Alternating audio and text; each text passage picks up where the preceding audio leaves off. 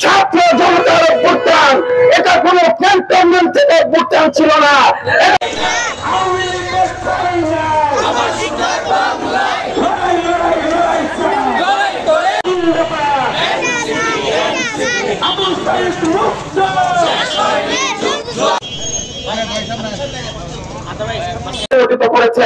অভ্যুত্থানের পরে আমরা দেখেছি যে আওয়ামী লীগ বারবার আমাদের যে প্রতিবেশী রাষ্ট্র ভারতের ইন্ধনে বাংলাদেশে আওয়ামী লীগ কখনো এদেশের একটি রাজনৈতিক দল ছিল না, এটা ছিল ভারতপন্থী একটি রাজনৈতিক দল।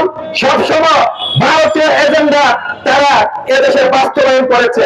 আমরা দেখেছি জুলাই পরবর্তী ভারতের ইন্ধনে ভারতের প্রোপাগান্ডায় তারা কখনো আমাদেরকে পাহাড় অস্থিতিশীল করেছে, আমাদের মন্দিরগুলা অস্থিতিশীল করেছে। তারা মন্দিরের মাধ্যমে তারা কামব্যাক করতে চেয়েছে, তারা পাহাড়ের মাধ্যমে এদেশে কামব্যাক করতে চেয়েছে, তারা জাতীয় পার্টির মতো একটি দলের মাধ্যমে তারা আবারও কামব্যাক করতে চাচ্ছে। আমরা সুস্পষ্ট বলে দিই, অভ্যুত্থান ছিল ছাত্র জনতার অভ্যুত্থান, এটা কোনো ক্যান্টনমেন্ট থেকে অভ্যুত্থান ছিল না। যদি আবার স্থিতিশীল করতে চাই, আমরা আবারও রাজপথে নামবো। সেই সাথে বলে দিতে চাই, যতই বাংলাদেশ একটু স্থিতিশীল পরিস্থিতিতে গিয়েছে, যখনই গিয়েছে এই ব্রাহ্মণবাড়িয়ার মানুষ, আমরা জানি ব্রাহ্মণবাড়িয়ার মানুষ সবসময় বিপ্লবী ছিল, সবসময় সাহসী ছিল।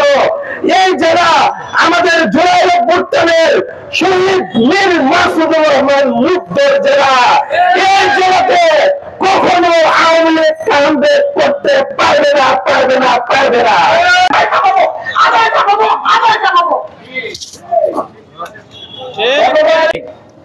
আমাদের বক্তব্য স্পষ্ট, গণ অভ্যুত্থানের পর ছাত্র জনতাকে সাথে নিয়ে সারা দেশের তৃণমূল থেকে যেমনি ভাবে আমরা জাতীয় নাগরিক কমিটি থেকে জাতীয় নাগরিক পার্টিতে এসেছি, এটি বাংলাদেশের দল নির্বিশেষে আপামর জনতার দল হিসেবে আমরা সারা বাংলাদেশে কার্যক্রম চালিয়ে যাচ্ছি।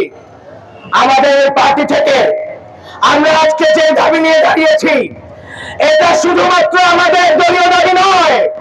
এই দাবিতে বর্তমান বাংলাদেশে সকল দল মতের জাতীয় ঐক্যমত্য প্রতিষ্ঠিত হয়েছে।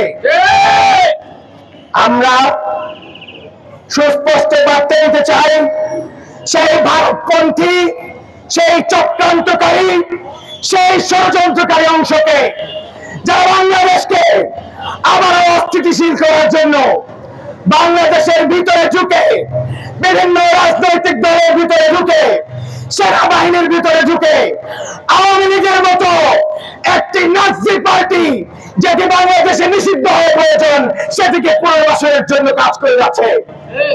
আমরা বাংলাদেশের জনগণ চ্যালেঞ্জ ছুড়ে দিচ্ছি, বাংলাদেশে আর কোনদিন কোন সময় আওয়ামী লীগের রাজনীতি, ফ্যাসিস্ট হাসিনা, খুনি হাসিনার রাজনীতির পুনর্বাসন হবে না।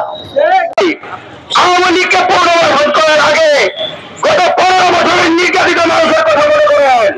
আমি এই বলে আমার বক্তব্য শেষ করছি। ধন্যবাদ।